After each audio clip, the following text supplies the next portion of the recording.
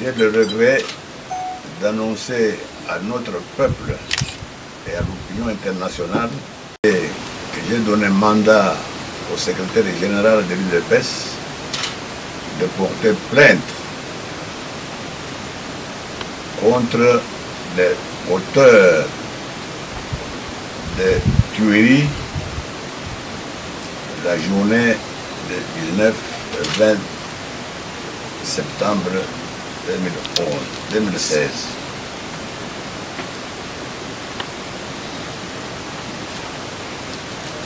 Et j'espère que la justice congolaise montrera son indépendance en disant le droit. Je vous remercie. Merci beaucoup. Alors maintenant, je vais vous inviter à vous rendre...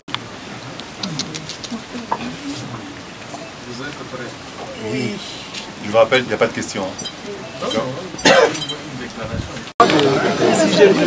Les élections et la démocratie est là. Et nous ne les oublions pas.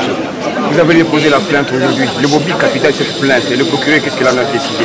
Oui, mais le procureur a reçu, il a reçu la plainte. Nous avons déposé cette plainte parce que nous avons estimé que l'armée, la police s'était très mal comportée et il y a des gens qui doivent répondre parce que vous savez comme moi qu'il y a plus de 100 morts, plus d'un millier de blessés et les responsabilités doivent être établies. Nous sommes quand même dans un état de droit où lorsqu'il y a 100 morts, en tout cas nous ne pouvons pas nous taire. Surtout que ceux qui sont morts parce qu'ils manifestaient pacifiquement pour exiger le respect de la Constitution. Et que la police a tiré avec des armes létales. Donc, dans la gestion de foule, dans la gestion des manifestations, on ne peut pas utiliser des armes létales. C'est défendu, mais parce que cela a été utilisé. Mais, mes chers amis, les responsabilités doivent être établies. Et nous avons cité nommément des gens. Nous avons cité M. Evariste Bochab, M. Denis Kambay, tous ministres, parce que nous avons des informations sur qu'ils ont recruté des bandits. Ils ont armé ces bandits pour s'attaquer aux biens des gens, pour s'attaquer aux manifestants, afin de perturber complètement la journée et mettre ça sous l'actif du rassemblement. Et nous avons aussi cité dans cette plainte le général Kanyama, le général Amisi Tango, le général Bisengimana, parce que nous les avons vus sur le terrain des opérations. C'est eux qui étaient à la tête des opérations. Pourquoi ils n'ont pas empêché que les éléments sur le terrain ne tirent pas sur des populations? Donc ils ont une responsabilité à porter dès lors qu'ils étaient sur le champ des opérations et qu'il y a des morts. Quand même, nous sommes un État, nous sommes un peuple. Lorsqu'il y a 100 morts, comment? Vous voulez qu'on puisse se taire comme ça? Ça va se passer comme ça? C'est pourquoi nous demandons au procureur, au lieu de nous menacer, nous qui sommes des victimes, qui commencent par arrêter ces gens-là, qui les inculpent, parce que nous menacer, nous d'arrestation, nous qui sommes des victimes, ça paraît à une vaste blague, à une comédie. Le temps semble être dur, l'insécurité. Qu'est-ce que vous demandez à la communauté internationale pour votre sécurité? Écoutez, nous avons demandé à la communauté internationale de continuer à mettre la pression sur ces régimes finissants. C'est un régime aux abois. Nous savons de nature quand un régime dictatorial est à la fin. Nous avons connu ça avec Mobutu. Au soir de son règne, Mobutu a tué plus, Mobutu a arrêté plus. Mais nous demandons à la communauté internationale, parce qu'elle est présente dans notre pays, nous avons la MONUSCO, elle doit jouer correctement son rôle de sécuriser, de défendre la population, les civils et leurs biens.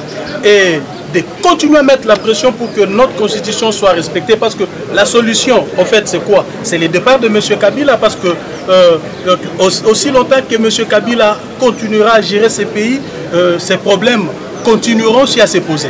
La véritable solution, c'est son départ le 19 décembre ou avant même, si le conseil peut démissionner.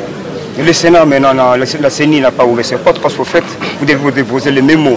Et aussi longtemps qu'on a bloqué. Est-ce que ça va continuer? Est-ce que vous êtes dans la procédure? Le peuple, d'une manière ou d'une autre, le peuple a déposé son mémo. Vous avez vu que le peuple a déposé son mémo. Et si le monde entier est au courant qu'il y a un mémo, que le peuple s'est prononcé, je crois que le pouvoir de M. Kabila doit comprendre ça comme un message direct.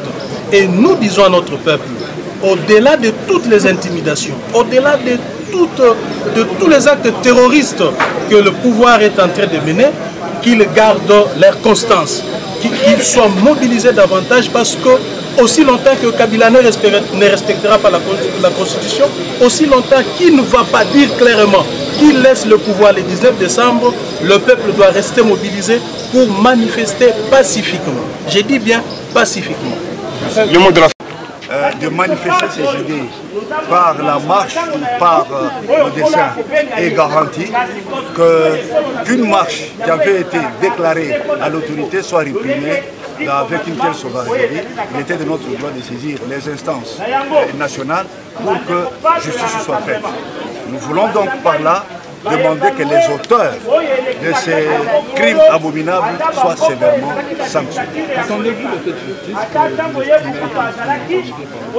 C'est un premier devoir de saisir d'abord la justice nationale lorsque nous rendrons compte que cette justice, comme nous savons, est au service du pouvoir, est instrumentalisée, n'est pas objective, neutre et indépendante, nous serons dans l'obligation de saisir la justice internationale.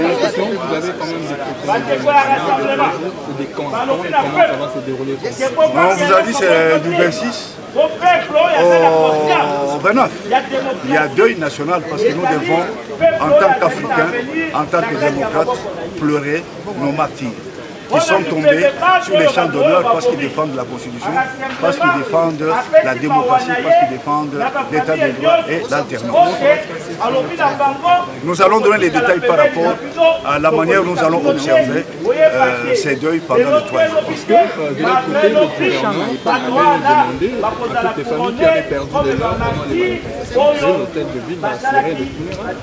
Nous sommes contre cette pratique qui consiste à ravir les corps pour empêcher que les familles pleurent leurs morts, pour empêcher que l'opinion internationale se rende compte de l'ignominie et de la barbarie du pouvoir en place. Et donc, nos morts seront enterrés par nous-mêmes après les 3 jours de deuil que nous venons de décréter.